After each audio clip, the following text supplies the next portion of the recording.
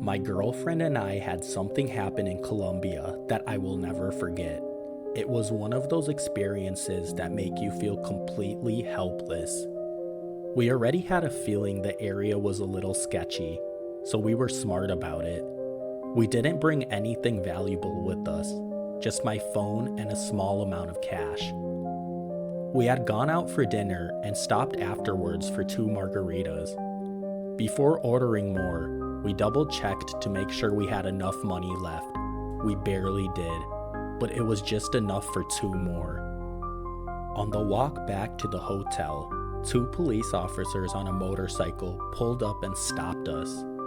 They searched us and said they found something they shouldn't have, but we absolutely didn't have anything like that on us. They made it pretty clear that if we gave them some money, there wouldn't be a problem. The issue was, we only had about $3 American on us, not exactly what they were looking for. They kept pushing, thinking maybe we didn't understand. They said things like they could take us in or bring us to a nearby ATM, even though they had checked and knew we didn't have a debit card on us. I was seriously thinking about offering to take them to our hotel just to grab a card and give them something to get out of this situation, but they wouldn't go for that either.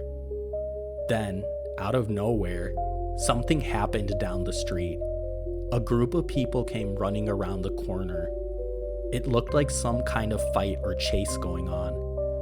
The officers turned to check it out, and that's when we made a break for it. We ran, fast. We flagged down a taxi, jumped in, ducked low, and had him drive us back to the hotel. Only problem was, we had no money to pay him. My heart was racing. I had no idea who might be connected to this taxi driver. I asked the driver to wait outside, got my girlfriend safely back in the room, ran back down, and gave him a big tip for helping us out. I also asked him not to tell anyone what happened. We stayed super low-key for the rest of the trip. Just 2 more nights, and when we left, I still had my phone, my $3, and a story I will never forget. Funny enough, even with all of that, I still look back on the trip with good memories. It didn't ruin Colombia for me at all. I'd still go back one day. I was driving from Michigan to California to visit a friend. I didn't want to fly because I wanted to see different places along the way. I always loved sightseeing and road tripping. When I finally got to San Diego, I checked into a hotel I booked through Expedia. Right away, something felt off about the place. The building looked pretty broken down from the outside. The parking lot had abandoned cars in it, and the entire vibe was just creepy. But I was tired from the drive and just wanted to rest. I got my room key, went inside, and locked the door. The first red flag was hearing my neighbors yell and argue. My room had a horrible smell to it. I decided it was time to wind down and get ready for bed. I locked my hotel doors as I usually do. Just to be extra safe, I also slid the little bar lock into place.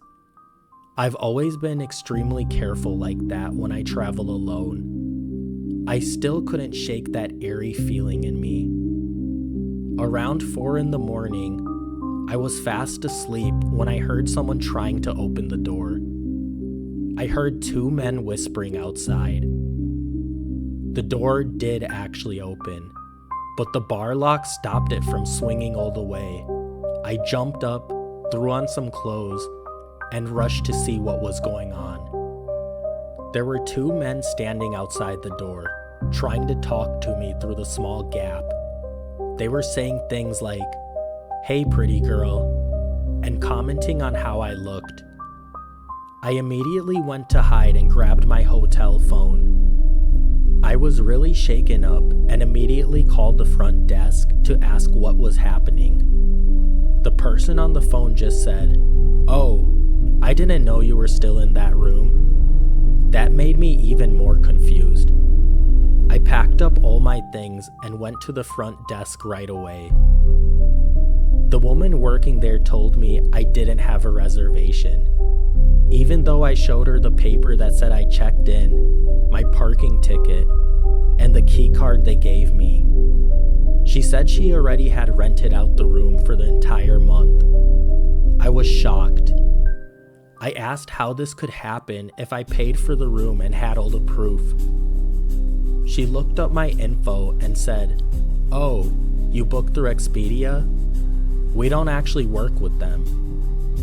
Still confused, I asked to speak to a manager, but she refused to call anyone that early in the morning.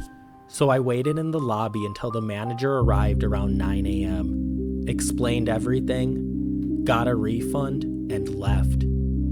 Even though this was a scary experience, I truly believed it would have gone a lot differently if I hadn't used the bar lock on the door.